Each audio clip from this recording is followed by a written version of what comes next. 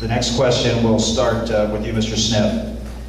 At one time, Riverside County had a cooperative approach to inform local police departments about prisoner release. Is this with local communities? Is this still in effect? And if not, should it be? Well, that one's only recently come up, and it's more, and there's a lot of confusion on the issues involved in that. Don't forget that for the more serious offenders that go on for felonies to state prison system, there's a major crisis. That's not controlled by any county sheriff. That is a state prison system for the most violent offenders and most serious offenders in our state. That system is overcrowded. There's been plenty of media on that. And due to budgetary issues, there's a tremendous public policy debate going on early release, up to 40,000 inmates, the worst of the worst, being released back into our communities. And of course, most of you are aware that the recidivism issues right now in our state run at about 70%, a little bit higher than they do nationwide at about 65%. These are people that reoffend within 2 years of being released from custody.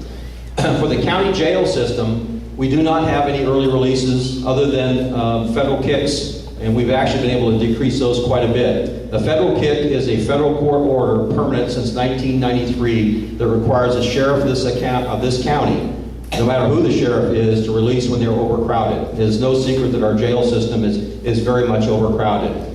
Due to the good work, fortunately, of working collaboratively with our courts, they've done a great job of breaking up the logjam in that, and we've reduced it. So far this year, we've only had 50 federal kicks, or a little bit short of that, when we used to have thousands a few years ago. The other issue is it came up when the law changed in January, and that was on good time credits, 4019 in the penal code, which has always been there.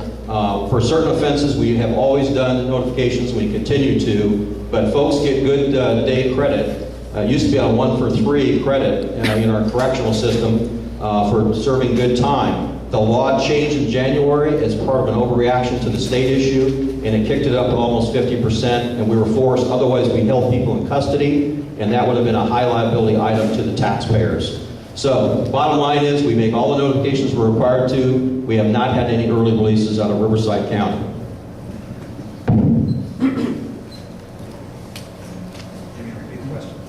I'll repeat the question. At one time, Riverside County had a cooperative approach to informing local law enforcement departments about prisoner release. Is this still in effect? And if not, should it be? Well, you heard from the appointed sheriff here that they are in effect.